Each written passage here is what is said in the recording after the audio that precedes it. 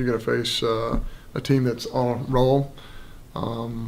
We've had a lot of that here recently in the second half. So, I think our guys, again, I think they want to prepare as best they can, and they want to play well against a very good opponent. Well, that's made about the offense, but what can the pitching staff do to get you guys jump started?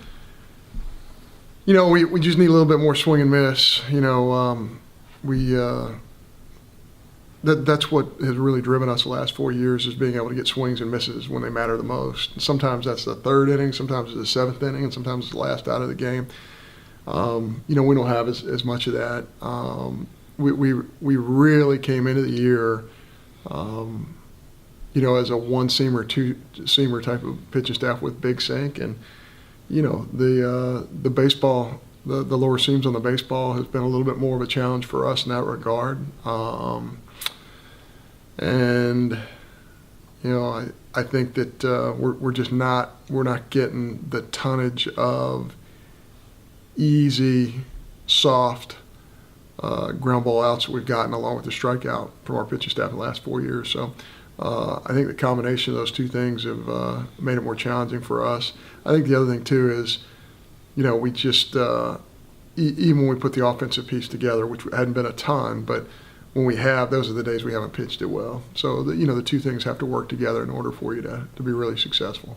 You talked about getting swings and misses last night. Ross got ahead in counts, got 1-2 counts, wasn't able to get the out. What do you think the problem is there? Is it the low seam ball that's kind of hurting him and hurting other pitchers? Well, I think when you're a knowledgeable hitter and you have a good game plan against Ross, you're just not afraid to get to 2 strikes because he just doesn't have a lot of swing and miss. What Ross relies on you to do is to put a ball in play early in the count. So if you're not afraid to get to 2 strikes because the guy doesn't have the put away, then you're going to be more likely to take a ton of pitches. And the deeper you get into a count, the more successful a hitter usually is. So yeah, and I do think the smaller seams have hurt Ross a little bit. But you know what? That's not an excuse. Everybody has to pitch with that. Every single ball guy in the country has had to deal with that a little bit, but that was kind of who we are, and that was instituted essentially overnight.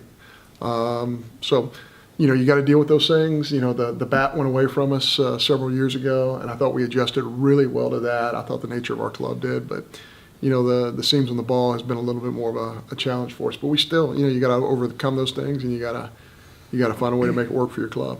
I saw Britton dressed out last night, loosening up a little bit. Is he getting pretty close to getting back? Yeah, I think Britton's got a chance to do something for us. The nature of his injury was pretty severe, though. When your kneecap comes out of its, socket, it's a pretty serious injury. And I feel bad for him, and I feel bad for our club. You want as many seniors to contribute as possible. And, he's probably our best defender on the infield, and he gives you a left-handed bat option. And quite frankly, we've needed that option. And he had just gotten healthy from something else before he got hurt, and he's finally healthy 100%. He hits a double and a home run at Kentucky, and then he's out essentially for, depending on what happens the next 3 weeks, almost the entirety of the season. So, yeah, that's disappointing, but everybody has injuries, and you just gotta, you gotta roll with it and do what you can do. Despite some struggles on the offense, Wes has had a career year. What's been the difference for him at the plate in his approach? I think the biggest thing is, he's really taking care of his stride foot. He doesn't, he's not as aggressive with his stride foot, which is something, an adjustment that he's made that I feel like has really helped him a lot. And, when he first got here, he really struggled with a breaking ball, and I think he's doing a better job with that also.